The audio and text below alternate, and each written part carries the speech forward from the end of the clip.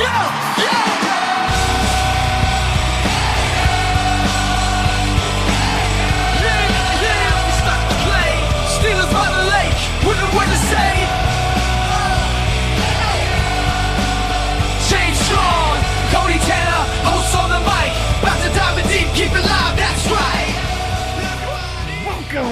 to the Steelers by the Lake podcast. My name is James Strong, joined once again by my co-host Cody Tanner. Cody, how are you on this not so great Monday, I guess? Not so great Monday is right, James. Unfortunately, Pittsburgh did take the L yesterday. We'll get to all that crap here shortly. It's not a victory Monday this week. But in all honesty, I think there's a lot of good talking points and a lot of good things to look forward to. So we'll get to that. James, how are you doing today? How's the shoulder? Good, man. How's the shoulder? It's getting there. We're getting a little better range of motion. It is extremely painful after physical therapy and all the stretching that happens. But that's just the nature of the beast with the rotator cuff repair and bicep repair all in the same thing. So it's just going to be a long road, but got to spend some time with the girlfriend this morning. So nice day. There you go. Yeah, absolutely. Shout out to Erica, always taking care of James over here, making sure he is up and ready to go for the podcast. James, before we get into talking Steelers stuff and Steelers news, we have two shout outs we want to give. I'm gonna let you do those. Go ahead. Yeah, first, I just had the hankering for some really good popcorn the other day, so I went down to Pop Luck. If you're from Erie, Pennsylvania, you should be familiar with it. If you're not, they have gourmet popcorn. They're absolutely delicious. Ended up talking to Jen, the owner there, diehard Steelers fan. So, Jen, if you're listening to this episode, it was good talking to you. Look forward to talking to you again. Go Steelers, and hopefully we get that win next time. But check out Pop Luck. Their popcorn is incredible. Also, a shout out to Bob Ranson out in East Springfield, new listener of ours, friend of my parents. So appreciate you listening, Bob. Yeah, man, dude, I just keep forgetting I'm actually in Pennsylvania now. I gotta go get me some Pop Lock. Now I'm thinking about it, and my mouth's getting watery. Dude, let me tell you, I got the peanut butter brownie with a twist. It's got pretzels, brownie bites, chunks of peanut butter and chocolate in there, and then a buffalo wing one. Jeez, man. Holy cow. Talk about incredible. Yeah, I gotta get down there for sure. Let's talk Steelers roster moves and stuff like that real quick. Steelers did elevate running back Aaron Shamplin for the game and cornerback Thomas Graham Jr. Shamplin did getting some playing time, didn't look very good at all. We'll get to that later.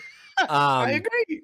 Russell Wilson inactive, Roman Wilson inactive, Darius Rush, Jalen Warren, Alex Highsmith, Isaac Siamalu, and Michael Pruitt were all the inactives for the game. All those guys did not play. But with that being said, James, this was a rough game to start off with. Yeah. And I don't even know where I don't want to go into the stats like we normally do right away, because I want to talk about this game a little bit. And I want to emphasize the thing that I've been saying for years. It feels like Pittsburgh has an act of not coming out of the gates ready to play football. And that's drastically what it felt like yesterday. It felt like the teams they lose. Well, yeah, to a degree. Because they were ready the first 3 weeks. I wouldn't say they were quote unquote ready. The defense played better in the first 3 weeks. The team as a whole was still slow in most quote unquote most of their games. It just felt like there was no urgency. There was no emphasis on. I almost don't even know what the game plan was. It's just wild to see how we can go down. I mean, this is one of those games that if we go up against any top team, because I don't consider the Indianapolis Colts a top team in the AFC. If we go up against any of the top 3 teams in the AFC and we have a first quarter that's 14-0, we're not coming back. If we do that against the Bills, we're not coming back. If we do that against the Chiefs, we're not coming back. It's just unfortunate and frustrating from somebody who understands football, understands the talent, the raw talent we have on the field that maybe needs a little bit of molding or shaping or given the proper direction to. And even with the injuries we've had on the offensive line that we were just talking about before the show, this team almost pulled out an amazing comeback. If we don't start 14-0, we win this game by 2 scores, in my opinion. If we come out with any game plan, we put up 3 points in the first half. Yeah. I don't know. I'm frustrated. And that was a field goal right before the first half ended. Yep. Let's be real, right? There was like 1 second on the clock when the ball went through the uprights. Yep. So yeah, they came out very, very flat. I couldn't agree with you more on that. The offense was just like a disaster, completely unorganized looking. Justin Fields honestly looked terrified to be on the field in the first half. At least in the first quarter, he kind of settled down as the game went along, obviously. But I was more disappointed with the defensive front seven's effort against the run. Yep. And when I say that, let's call it the front six, because TJ Watt, they just ran away from him the entire game. Or they held him on pass plays. Yep, they double teamed him, they chipped him. New stat out by Pro Football Focus this year. They decided to start recording the chipped stat, which is when a defensive pass rusher gets chipped instead of actually double teamed. Yep. Because that was a big issue last year. We found out when they did the double team rate, which was one of the things that helped Myles Garrett win the defensive MVP last year, the defensive player of the year, was his double team rate, and TJ's was lower, right? Well, it turns out this year TJ was getting chipped at a rate of 44%. Nobody else in the NFL is above 19. So it's not a double team necessarily, but he's still getting two people that he has to go through in order to get to the quarterback, and at a drastically higher rate than anyone else in the league. In fact, more than double than anyone else in the league. I thought the strategy that they used those first couple of drives was solid. You know, it sucks to say that as a fan of the opposing team, but they brought out 3 wide receivers and then ran against our nickel defense. Yep. So they had 5 offensive linemen going against 2 defensive linemen. Nick Herbig, a very small outside linebacker, was a very difficult challenge for him going against the first round offensive tackle opposite him that he's given up 70, 80 pounds to. So that was not a favorable matchup for him. And then Larry Ogunjobi and Cameron Hayward were the defensive tackles in that first drive where we basically got stuck in the nickel defense. And they went right down the field on us. Larry Ogunjobi has never been able to handle a double team and never will be able to handle a double team. Yep. He's a penetration style defender. So it's just an awful situation for him to be in. And then you put Cam Hayward in a position of trying to defeat 2 or 3 blockers on every play, which, as good as Cam Hayward is, he can't do that. No. And Cam made a splash as the game went on, but in those first 2 drives, our run defense was pathetic, man. They just went right down the field on us. And it was just a little bit of, as a man, you need to stick your chest out and have a little pride. Yep. And fight harder. Yeah. There was not enough fight in that defense those first 2 drives, and they got walked right down the field because of it. No, and it felt like we were in zone coverage every time and just getting picked apart. The second drive was when Anthony Richardson went out with an injury that I thought might have helped us, but then Joe Flacco came in and just tore us apart that second drive. They went up 14-0 in their first 2 drives, and you talked about the slow offensive start. The two first drives we had, the first one was stunted by a 15-yard penalty that on, I think it was Spencer Anderson on an unnecessary roughness or late hit, set us up for a 3rd and 23. Any team's going to have a tough time on 3rd and 23. And then the second drive was one of the worst 4th down play calls I've ever seen in my life. Now, we've talked a lot about the Matt Canada stuff with the passing the ball behind the line of scrimmage on 4th down when you need a yard. Yes. Arguably, what's worse than that is actually running the ball and having no lead blocker and no person behind the runner to push. We did that with Justin Fields, ran into a gap. Sure, he maybe could have got it had he just gone north and south instead of a little bit more east and west. But there was no one in front of him and no one behind him to help, which was very mind-boggling to me. Give the ball to Darnell Washington, put Najee behind him, or vice versa, and just run into the pile and push. You're going to get the first down 9 times out of 10, I promise you. It's just wild to me. And Pittsburgh has really struggled with the tush push, which I understand why they didn't go with that concept because of it. Yep. It's very effective for some teams. Pittsburgh's just had a tough time with it. On that play that you didn't care for, what I didn't like about the play was less the play call and more the personnel. Ryan McCollum was the extra offensive lineman out there on that play and just completely whiffed on the linebacker. If he even gets in the way, Justin Fields easily gets the first down because that linebacker was the only one in his way. He was the only person that could stop him. And Ryan McCollum didn't even get a finger on that guy. Didn't get in his way, didn't slow him down, didn't make him juke, nothing. Just completely whiffed. And it just led me to sitting there thinking, why in the world are we running an extra offensive lineman when we're that far down the depth chart? Because at this point, James Daniels was already out of the game. So you had Mason McCormick and Spencer Anderson in there at guard. You no longer have a high quality backup offensive lineman at that point. You just don't. Let's call it what it is. After 5 injuries so far in the season to the offensive line, 4 of which were starters, you don't have high quality backups left anymore. So stop marching an extra offensive lineman out there if your tight ends are better at blocking than them. Yep. You can't do it, man. Yeah. You would have been better off with Rodney Williams in that situation because he would have at least got his hands on, slowed him down, and then Fields would have easily gotten that first down. Then we're having a completely different conversation because they're not starting their own possession at R39. Yep. That's as easy as it gets, man. Yep. And I'm not saying that the personnel isn't an issue. I just think that on that run play, either you need on any run play, in my opinion, there should be a lead blocker. Typically, there's always one person that gets free or one person, whether it's a corner, safety, linebacker, whatever, at that second or third level, that if you take them out, the running back has a choice, right, left, straight, can get some extra yards. There was no lead blocker. There was nobody directly in front of Fields in the path that he was supposed to run. Now, McCollum also, I saw the whiff. He drastically whiffed, pushed the guy in the back at the end. But even if you have that situation and Najee's in the backfield that can come up and push him, like there was just nothing there. I just thought the play call was very odd.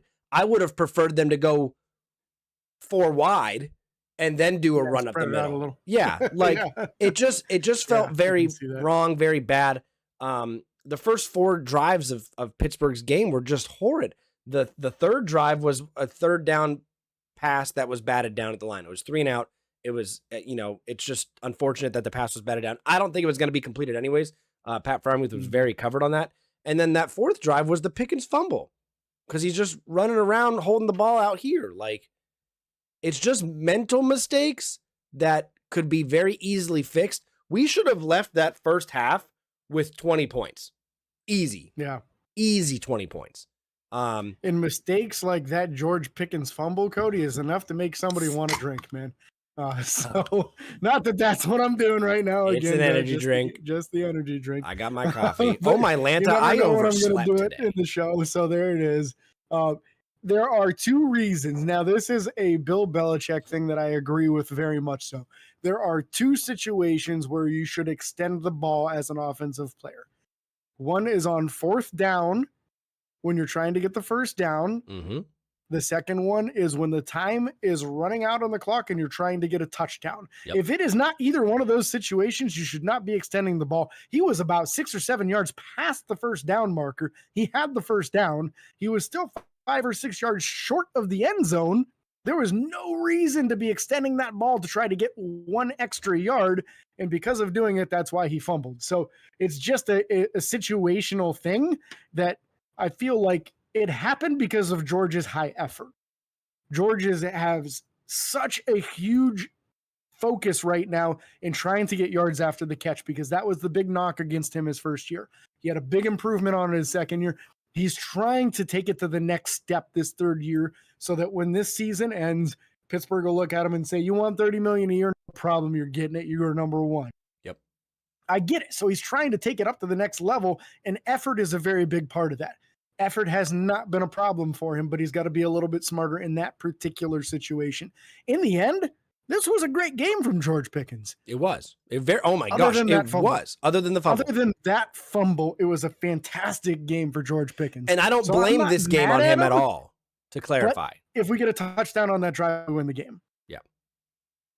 Yeah. I mean, and everyone can say, there was a whole game left after that drive. Yes, but that changes the momentum. That changes the landscape. That changes everything. Even on the first drive, the first play of the game on defense, Joey Porter could have got a pick. It was so close. Mm-hmm. Even in the end zone too. Yeah. Yeah. In the end zone as well. So you're allowing a touchdown to happen because you did not get the interception. Yep. Got to make those plays. And that's been a struggle so far this year. We're seeing, like last week, we saw Patrick Queen have one hit him in the hands. We saw Dante Jackson this year have one hit him in the hands. You got to catch these balls. You got to get these turnovers over and over. We talk about it every week. Got to win the turnover battle. When you lose the turnover battle, you almost always lose the game.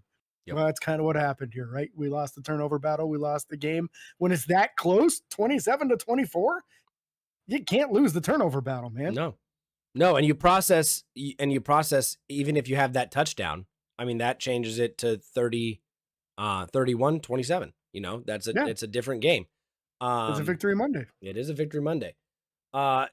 So I don't want to go too hard on a lot of things. I'm going to mention a couple other things. I felt like Justin Fields played the best game he's had so far as a Steeler, and that's unfortunate to say because we lost. He obviously struggled early in the game. We talked about that. He didn't feel comfortable. I don't know if that was hey, we changed the game plan last minute, or hey, I'm not comfortable with this offensive line this week, or what it was. He struggled early. Even the first drive of the second quarter, he had to delay a game that probably cost us the drive to some extent.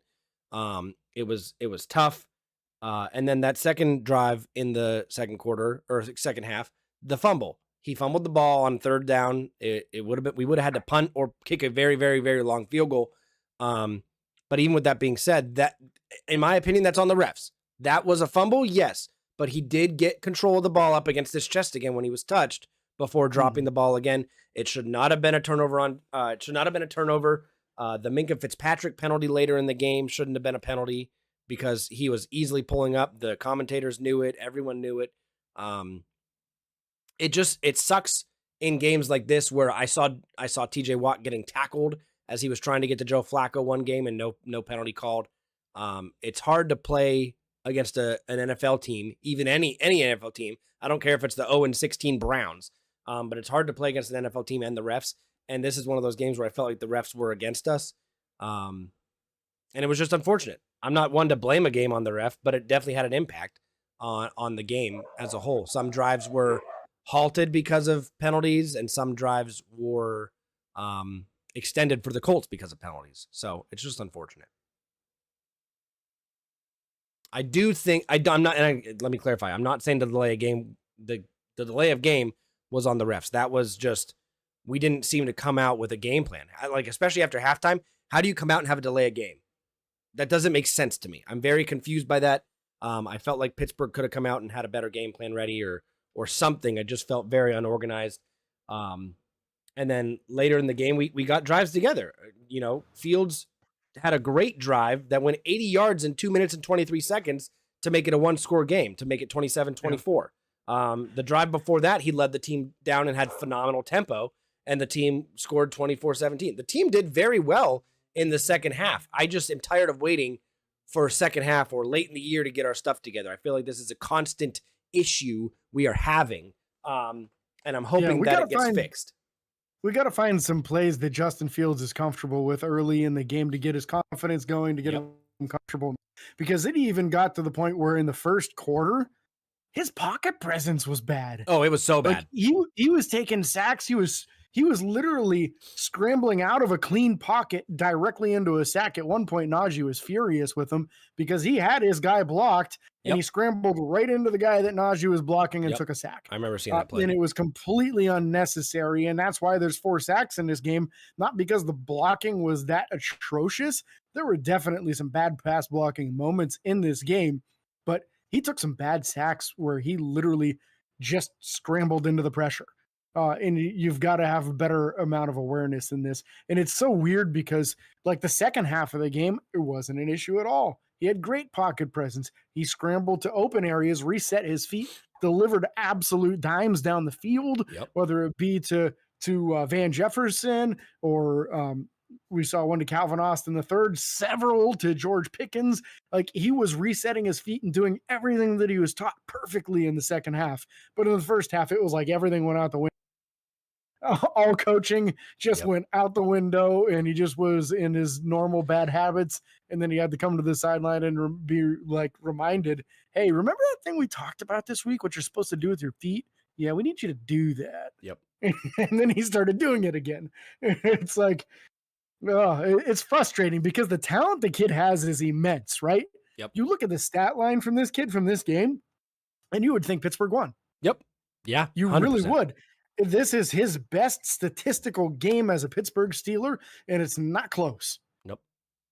And that And doesn't, it's a shame and it that doesn't just a fall couple on him. small mistakes. Yeah, it's just a couple small mistakes, and they're not all on him. But his fumble, Again, him losing the ball originally is on him, right? correct. I agree with you. He did regain possession. They ruled it a fumble. It's on him for losing it in the first place. He didn't fumble it because somebody knocked it out. He just straight up lost the ball. Yep. And then late in the game, taking the ball off of his helmet, he admitted to it after the game in his press conference. And in that situation, it's a leg stomp by him that indicates the snap is supposed to happen. He did it. The snap came. It hit him right in the face mask. Man, you can't ask for a better snap than that. Yep. And I think he's just trying to, like he indicated in the press conference, he was trying to get that one last look at the coverage so that he could have a good clue what was going on in the secondary before he took the snap and started the play. And I get that, but man, like, I don't know, at least get a hand up. Yeah.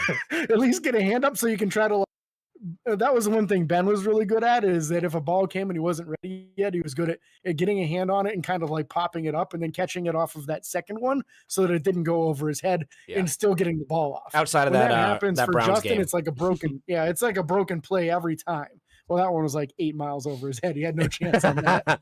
but especially okay. late career, Ben, he couldn't jump. So here's my last two things that I want to talk about before we go over stats and talk about these players individually. The last two things I have is one, I think this game was still very winnable at the end. I thought the final drive was very, very, very mishandled. Mike Tomlin, as a head coach, in my opinion, should have called a timeout on that fourth down. The team was very flustered, rushed up to the line. You could tell they weren't ready. As a fan, as a mere fan, maybe I'm more attentive than the average fan, but as a fan of the game, not even a coach, I could tell, like, even my buddy Jay, you remember Jay Gluss, I was watching the game with him, and he was like, call a timeout, call a timeout, call a timeout. Like, you have to get a game plan there that gives you more than one or two options. Like, you have to have 3 reads on that fourth down to try and get it, and then maybe take off and run. And I felt like had we done a timeout in that situation, we could have had a better game plan than the failed fourth down conversion that actually led to the end of the game and us losing. And then second thing, another thing that Jay said, Jay was kind of like, and I know that you're going to be upset about it, but I'm upset about it a little bit, but he's like, no, I'm happy we lost. He's like, I feel like we needed this. And I agree to an extent. This very much showed glaring issues in how we start a game affects the game. Like, and I don't remember what quarterback or what coach said it. It might have been Belichick. I don't remember. But the first 5 minutes of the game and the last 5 minutes of the game are the most important 5 minutes. Also, same thing with the half. First 5 minutes of the half, last 5 minutes of the half. You got to go down and put points up early. You have to end quarters and drives and halves with points. Luckily, Pittsburgh did that early or in the first half with the 3 points. But you were down 17-3. Even if that was 10-3 or 10-17 or 14-17. Like, this game is so much different when you're not playing from that far behind, that much of a deficit. And I'm very hopeful that the coaching staff and Mike Tomlin and Arthur Smith can take something away from this. And I hate that people on Facebook and social media are calling for Justin Fields to have a seat now. This is very much still Justin Fields' team, in my opinion, right now. Justin Fields did a phenomenal job in those late 2 touchdown drives of facilitating the drive, taking what he could get, and not forcing anything. But also having his eyes downfield, not looking for checkoffs, and hitting George Pickens for 2 massive passes. So, in my opinion, you still don't go from Justin Fields in this situation. And he took the opportunities on the ground when they were there as well. Yep. So he was very efficient as a runner in this game also, and not just designed runs, but when it wasn't there as a passer. And early in the game, I felt feet and he was scrambling too early, like looking at his first read and just going. But later on in the game, he was going through his progressions. I'll be honest, at the second quarter, I looked at the people I was watching the game with and I was like, man, if he doesn't turn this around, we're better off with Russ than we are. This is awful. Yep. I said, this is the game that's going to cost him his starting job. but I felt like he definitely redeemed himself in the second half and made it a very winnable game. And when you're down 17-3 at the half and you bring it all the way back like that and do as good of a job as he did in the second half, I feel like you still do have to roll with him, especially knowing what's on the line here, right? What's on the line is, how do you approach the next season? How do you approach the off season? Are we going to go into next season looking for a quarterback in the draft, or are we going to be rolling with Justin Fields? We need to know, man. Yeah. And you're not going to find out with Justin Fields sitting on the bench. I mean, they're going to draft a quarterback next year. I just don't want it. I would, at this point, I'm still rolling with Fields. Fields is still going to improve from this, in my opinion.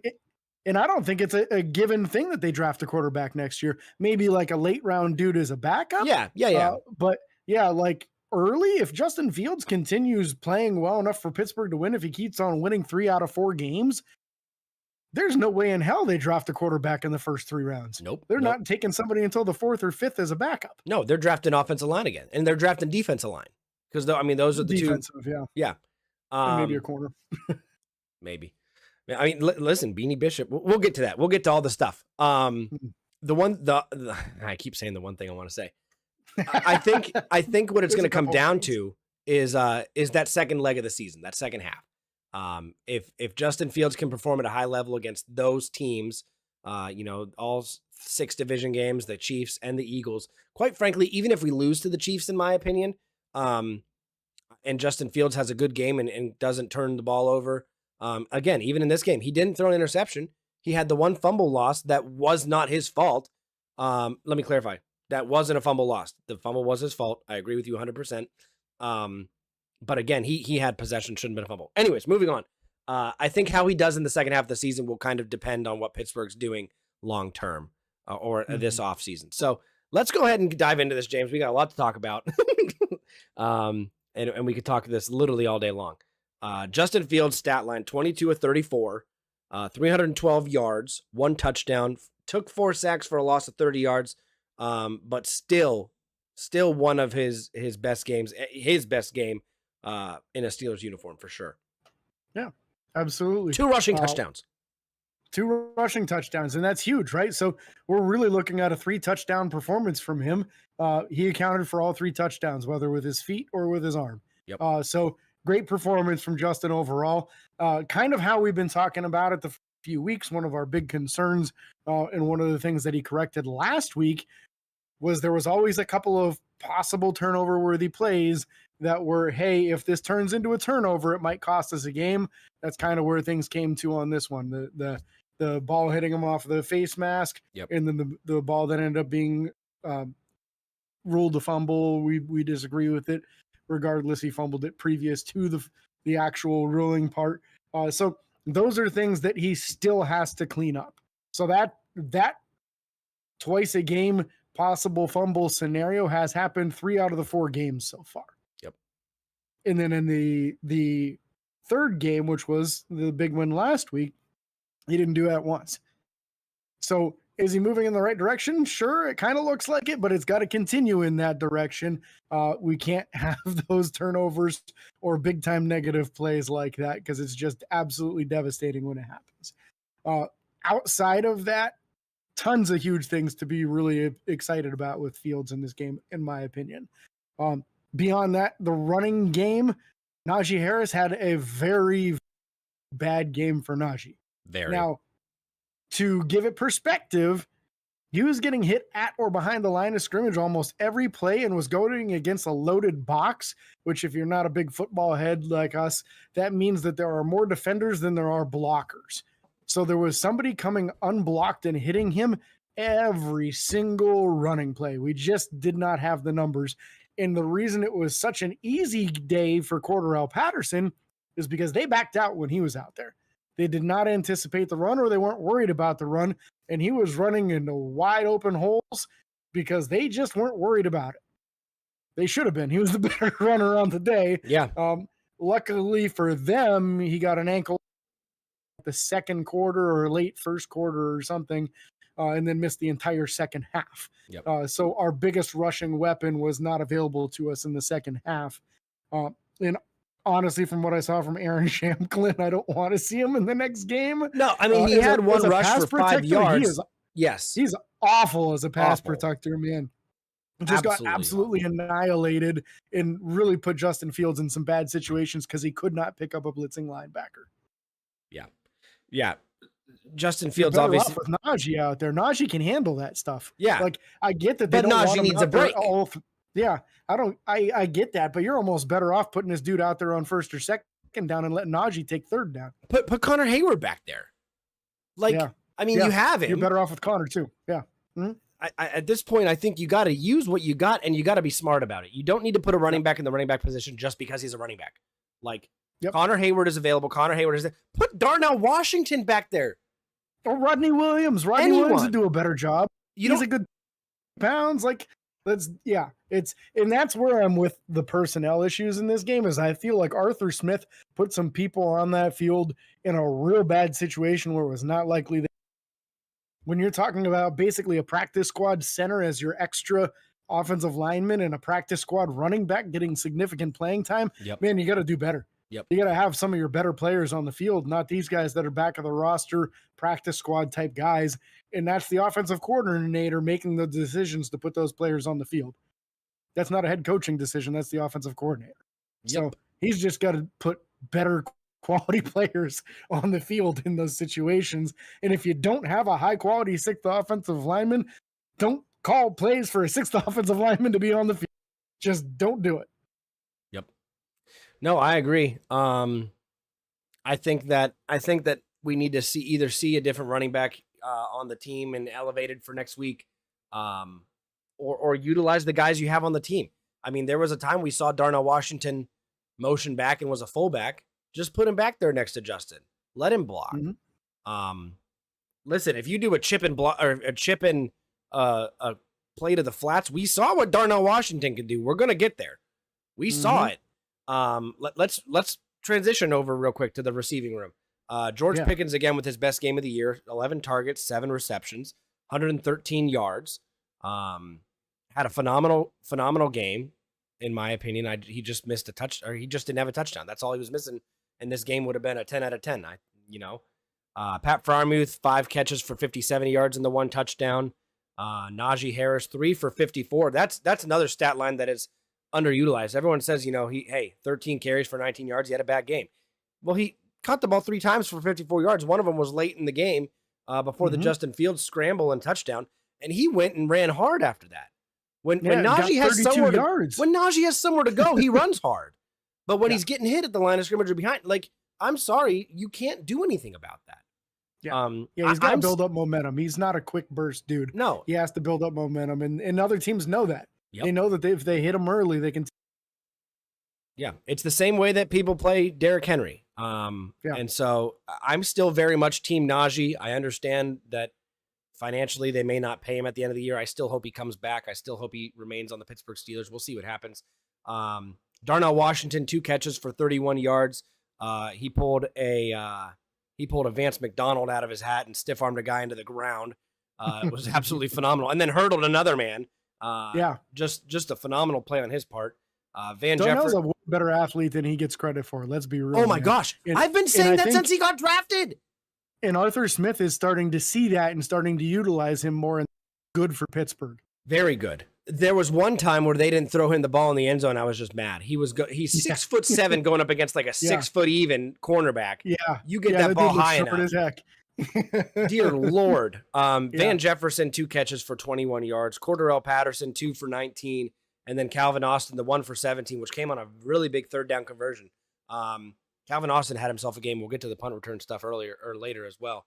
But overall, the wide receiver core did very well. I don't think outside of the George Pickens fumble, there was nothing in this game from any of these guys that I was like, oh, I wish they would have done that, or oh my gosh, they didn't do this, or they all played very, very well. Wide receiver, running backs, and tight ends. So, the receiving core in general, running included, had a nice game. It really did. I think it's a step in the right direction on that. The best game from George Pickens so far this year, obviously minus that 1 fumble. Yep. But he's been good about cleaning that stuff up, right? When he makes a mistake, he cleans it up. He doesn't make that again. And I think, honestly, we can't give Pat Fryermuth enough credit for that touchdown because he should have been stopped short, man. Yeah. Oh my He gosh. should have been in, and he just drove his legs and somehow kept his legs off the ground as he was stretching over for the touchdown. It's just an incredible effort play by Pat Fryermuth to get that touchdown. And that's why you gave him the money, right? That's why he got that big deal, because he is capable of that. And I think if he continues that, you're going to see a little bit more respect put on Pat Fryermuth's name in the future. Yeah. Yeah, absolutely. Moving to the offensive line, again, I thought early and often the blocking wasn't there. There's something to be said about, Justin Fields not feeling the pressure correctly, making it look worse than what it was, taking sacks he didn't need to take, stuff like that. I also thought that there's an aspect that, and you can look at it from the personnel aspect, like you've talked about. The run blocking wasn't quite there early in the game either. The run, I mean, it's a very injured and beaten up offensive line. We basically have 5 guys that are gone and out for season that either would have started or would have spent some time starting. So I'm going to be very interested to see how they manage this offensive line moving forward. I'm hoping that the blocking does improve next week. This group has only been together for a week now. So hopefully they play a little bit better next week. But again, I thought the blocking from Zach Frazier's one of the best centers in the league already, in my opinion. Yeah. He's had a phenomenal year so far. I couldn't tell how good Spencer Anderson did outside of the penalty. I felt like he got beat inside more than he did outside, but again, and a lot of that was on running plays. They're trying to stuff the middle like that. So I don't know. Yeah. When they're trying to block 2 guys at the same time, that's a very difficult task Very for difficult. even an all-pro, So I don't know what they're going to do moving forward. And I think the musical chairs up front is starting to catch up to him too. It's a very important thing to have good chemistry with the guy next to you and knowing what that guy is going to do when a scenario comes up, exactly where he's going to be, how he's going to respond, so you can respond appropriately to stunts and twists and guys that are double team situations. And it's just difficult because in this game, like we said earlier, James Daniels, starting right guard, who has been very good this season. I thought the first game was kind of shaky, but he's been excellent since then.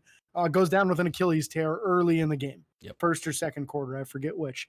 At that point, Spencer Anderson now had to insert himself as the right guard.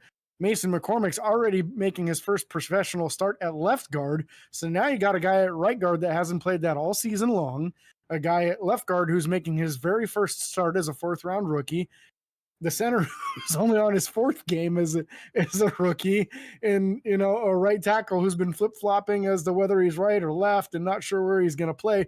The only thing that's been a constant in this offensive line so far has been Dan Moore on the left-hand side, and Dan had some bad snaps in this game too where he got beat around the edge. But there's just some communication stuff, even with the offensive line versus the quarterback. There was one situation where the Colts had like 7 guys coming on a blitz.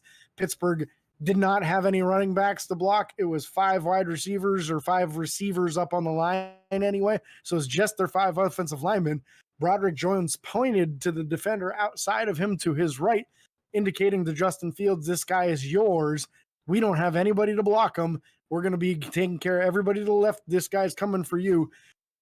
And he just didn't account for it. Nope. And was surprised to be hit by him when Broderick Jones it's as easy as day to see that super long arm pointing out and saying, hey, Justin, this guy's all you, man. We can't get him. There aren't enough of us. Yep. So it's even stuff like that maybe he's just a little too confident in his ability to shake people, as to where instead in that situation, there needs to be a hot read. If I know that I'm going to have somebody coming in like that, completely unblocked, I need to have somebody who's on a slant, on a quick out, something that I know I can get rid of the ball in a second and a half, 2 seconds, because I don't have a 3rd second. He's coming completely unblocked. Yep. Or maybe it's honestly just a matter of changing. I mean, kill. If you got someone that you can't man up and you got to change the play completely. I don't know what needs to fix there. I'm hoping that they spend a lot of time in the film room this week. I don't think outside of the offensive line, this team needs a lot of practice together on the field.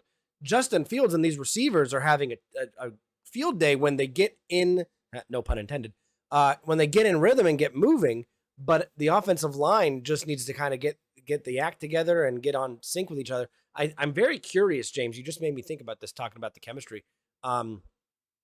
If you went back and looked at all the Super Bowl winning teams over the years, I wonder what the combined years of experience together those offensive lines have, because I feel like that's an undervalued or underappreciated thing in the NFL. So I'm curious. Maybe I'll do some studying this week. Who knows?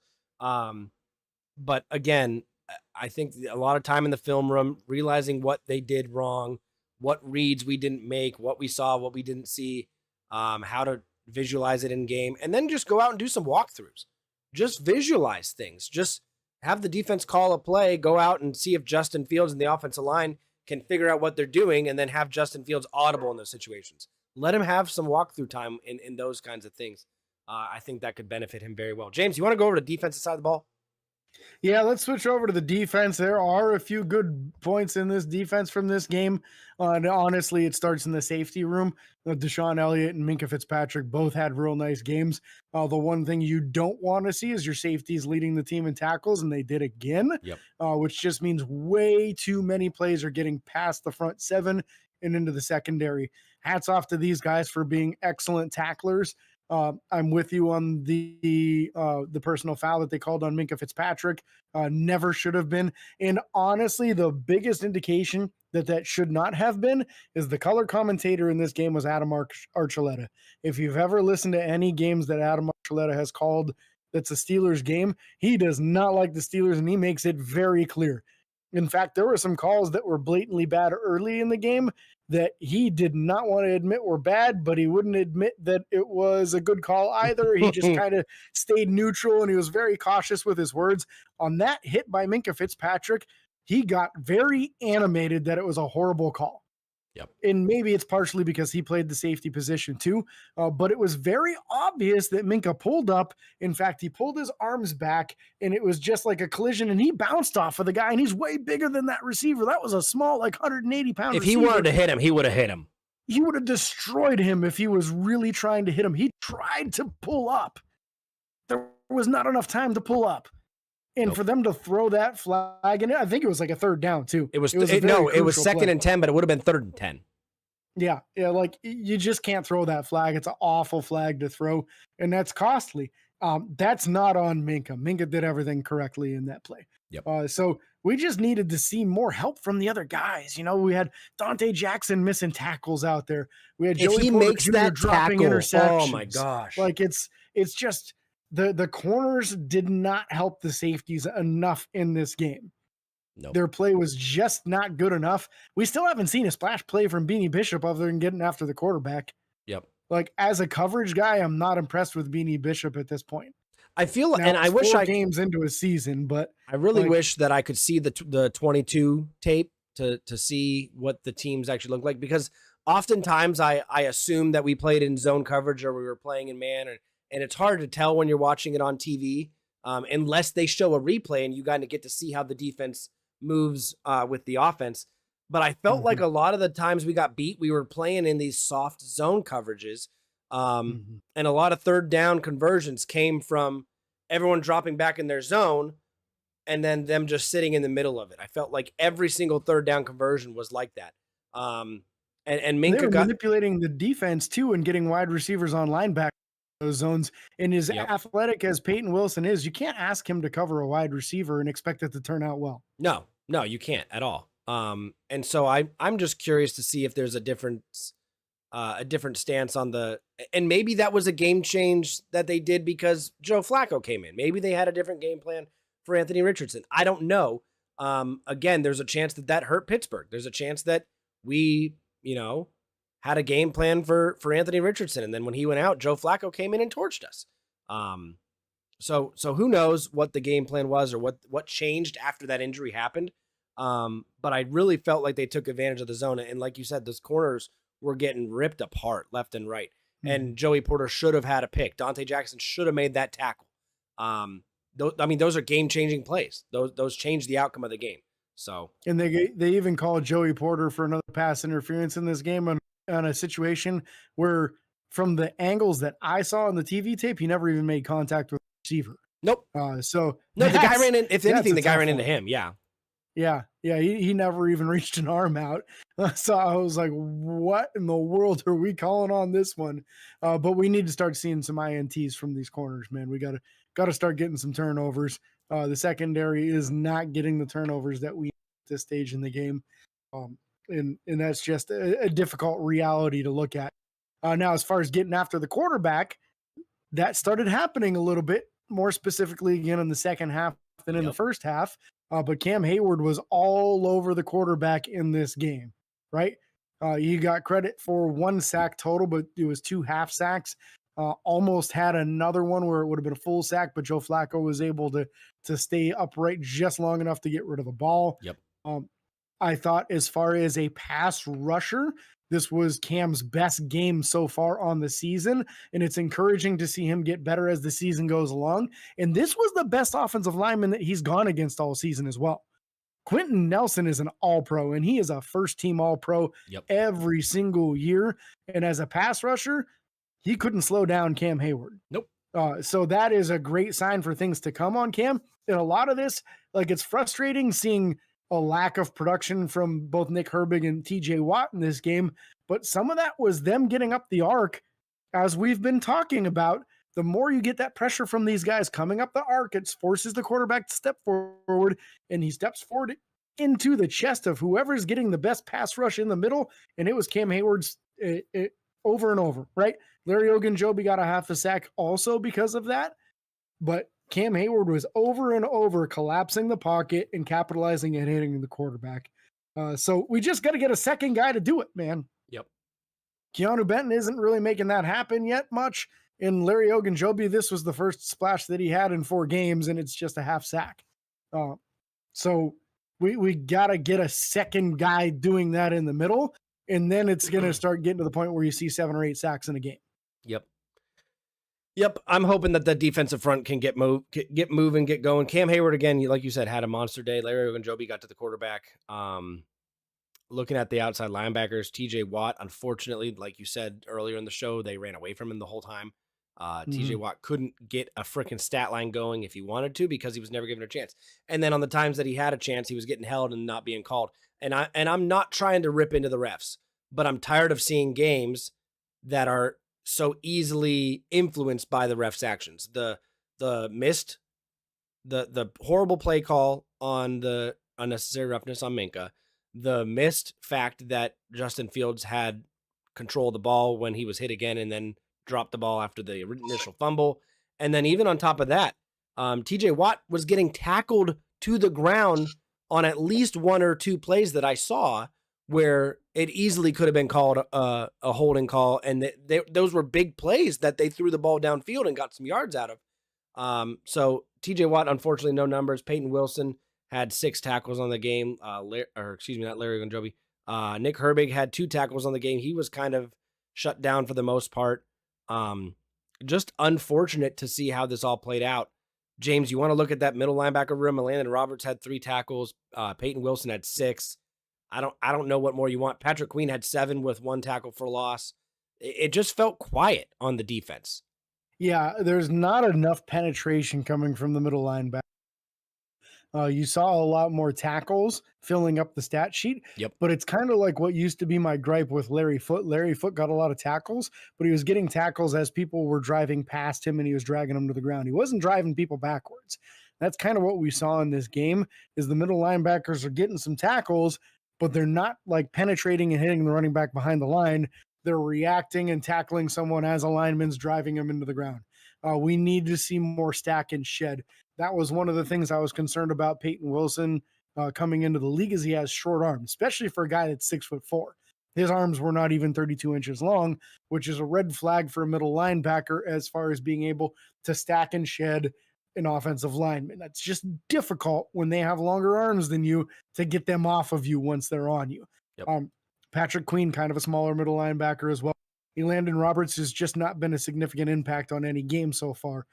So we just need to see more from them as far as blitzing in attacking the lanes instead of waiting to see where someone comes. Yep. I need to see people penetrating through like Ryan Shazier used to and hitting a guy like a second after he gets the dang handoff. Yep. That's the kind of thing I'm waiting for to see from these middle linebackers, and it hasn't been there yet. So if you're not going to do that, then I need to start seeing some more contribution in the passing game, disrupting balls that are thrown over the middle, getting some interceptions, that kind of stuff. I'm waiting for impact plays from this middle linebacker group, and we're just not seeing it yet. Could you have imagined this Steelers defense with Ryan Shazier and TJ Watt? Lord. Could you imagine? We got robbed of that, man. Yeah. We got robbed of that with them and Minka and Cam Hayward. This defense would be better than it already is. If things turn out different for Stephon Tuitt, if things turn out different for Devin Bush, if that scenario happens a year previous and we retain Javon Hargrave because of it, because they let Javon Hargrave go because they knew they were paying Stephon Tuitt and they couldn't afford to pay all three guys in the room. Yep. There's a lot They've been searching ever since Hargrave left and Tuitt retired. They've been searching for that dominant number and still haven't found it. Yep. I mean, how many draft picks, how many free agents have we brought in and still can't find the running mate for Cam Hayward that Stephon Tuitt was? Yeah. Cam Hayward has got time for it. So we already talked about this secondary. James, Minka, 9 tackles, Deshaun Elliott, 12. Joey Porter, 4. He technically could have had 2 picks in the game. Dante Jackson with the missed tackle, 3 tackles. Obviously, we also talked about Beanie Bishop with the half sack that he shared with Cam Hayward. Just a lot happened this game. A lot of things. Actually, did he share that with Cam Hayward or Ogunjobi? I don't remember. I'm not sure. It doesn't matter. Yeah, my guess is Cam. Yeah, because he has. Yeah, it makes sense. Yeah, because otherwise it would have to be. Yeah. But just overall, again, the slow start on both sides of the balls, both sides of the ball is what cost us this game, in my opinion. You can't go the first quarter or the first half with 3 points and let up 17. In this day and age in the NFL, it's just not going to work out very well. But again, impressed that Justin Fields did make the comeback. Calvin Austin, switching over to special teams, Calvin Austin had the one big punt return for 30 yards. Unfortunately, that was the same drive that Justin Fields wound up losing the ball to a fumble. Boz still for president, 1 for 1 on field goals from 50 yards, and then 3 for 3 on the extra points. And then Carlos Waitman, 3 punts for 103 yards. Not a horrible game for him. It wasn't bad. I just felt That's like a horrible average. It's a horrible average, but some of those punts were on shorter fields. I mean, we were downing them inside the 20 on 2 of those 3, if I'm not mistaken. So, yeah, that's correct. But man, you still want to see a higher number than that. Yeah. So, yeah. Nothing you can do if it's a short field, though. Yeah. The one thing I want to say, going back to the Justin Fields thing, big shout out to Alex Kozora at Steelers Depot and Rich Eisen on the Eisman show. Eisman said today on his show, he said Justin Fields yesterday, 312 yards passing, a touchdown pass, and he ran 2 in. A passer rating of 104. He's the 9th quarterback in the NFL history to have a game with 300 or more passing yards, 1 or more passing touchdown, 50 or more rushing yards, and 2 or more rushing touchdowns. It's the 10th total occurrence because one of those guys did it twice, and his name is Steve Young. Justin Fields out here doing Steve Young things.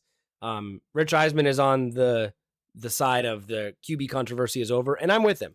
I think at this point you got to stick with Justin Fields. We talked about it before the show. I just excuse me. I just want to kind of emphasize that because Justin Fields, in my opinion, it's his job. It's his job right now. He's leading the team very well when he's comfortable, when he plays well, and he's not playing bad when he's not playing well. It's just a few small mental errors that can easily be fixed and easily be taken over. He still hasn't thrown in outside of the 1 interception last week. He still hasn't thrown a bad ball that led to an interception, in my opinion. So that's my opinion. Not making a lot of mistakes. Still got to clean up these fumble opportunities, right? The snap exchanges that are still becoming an issue. But I'm with you. It's starting to get a little bit more promising as the weeks go on. We go from kicking 6 field goals to here we are week 4. We've got 3 touchdowns. So we're steps going in the right direction. A few more points going on the board. It was just an characteristic, very poor game from the defense. Yep. I'm a little concerned about some of these injuries piling up, Cody. So let's talk about this, right? Yep. So James Daniels goes out in this game with an Achilles tear. This is a devastating injury when we're already down Troy Fautanu for the entire season. We're down Nate Herbig for the entire year. He can't come back. He's not eligible to. We already had Dylan Cook go on the IR early in the season. He's eligible to come back. Yep. We had Isaac Siamalu already on the injured list early on in the year. He's working his way back. Some are saying there's a chance of him playing this upcoming week. We really need it now, man, because that's 5 offensive linemen either down with significant injuries that cost them the entire season or could possibly cost them the whole season, or went to the IR, which is at least 4 weeks. Yep. That's devastating, man. And we're talking about every position, 2 tackles, 2 guards, and a center. Like, that's a lot for any team to overcome. And Pittsburgh had some good quality depth, but now we're really stretching it, man.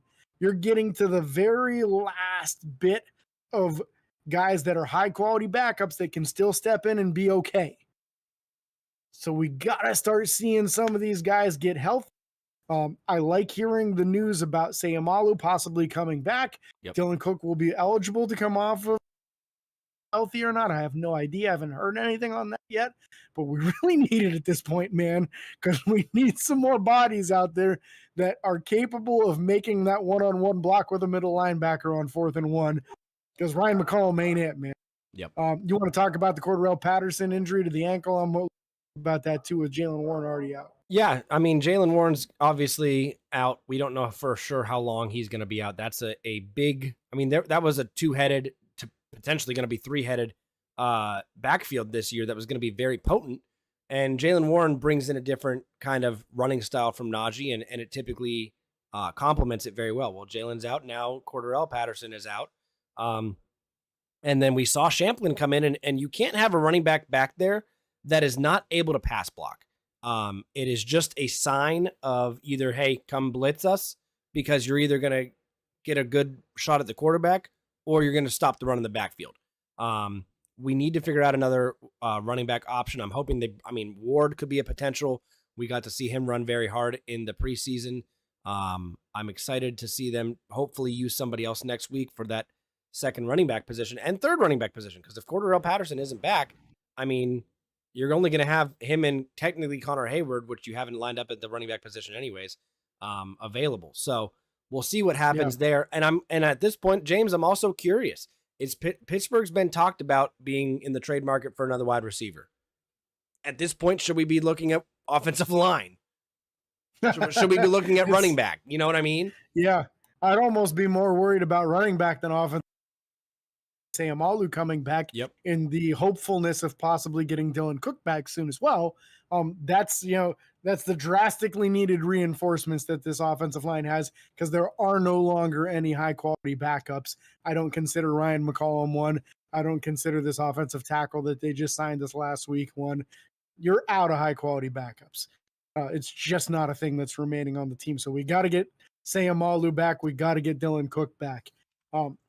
That being said, I'm very concerned about this injury to Cordarrelle Patterson, because the rumors are going around that Jalen Warren's knee injury is a little more significant than they're letting out, and they're not expecting him to be healthy enough to play next week. So if Patterson isn't healthy for next week also, man, are we in trouble at the running back position if Najee is the only healthy guy in the room.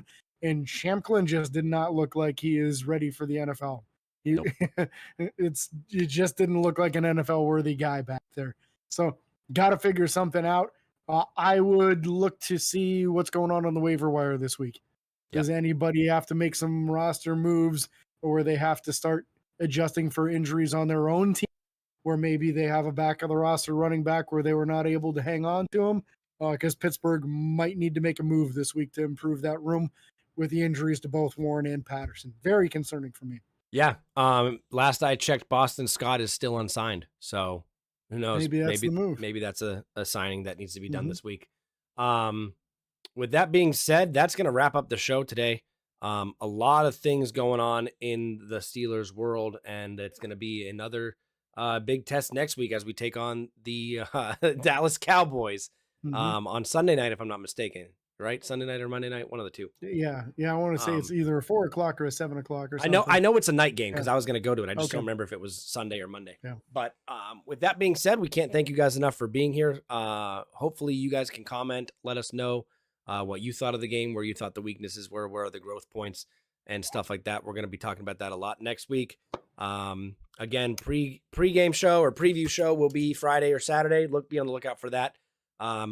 Again, hopefully big things coming in the world of Steelers by the Lake this year. Don't forget to check out Hardcore Sports Network on YouTube. That is someone who partnered with us for this season. We're going to see how that goes. Those guys are really good. James joins them on Sunday mornings for a pick'em show where they go through and pick the teams that they think are going to win that game. If you want to check that out, the link will be in the description on YouTube. Again, thank you guys so much for listening or watching. If you're on YouTube, don't forget to follow and like on Facebook, Twitter, Instagram, TikTok, and YouTube. Subscribe, ring the bell. It's free. It don't cost you a thing. Don't forget the 5-star reviews on Apple Podcasts. Make James here really happy. And until next time, this is your host, James and Cody, signing off. Peace. Steelers by the lake. Now it's on. I'll wait for you. I'm getting time. Steelers by the lake.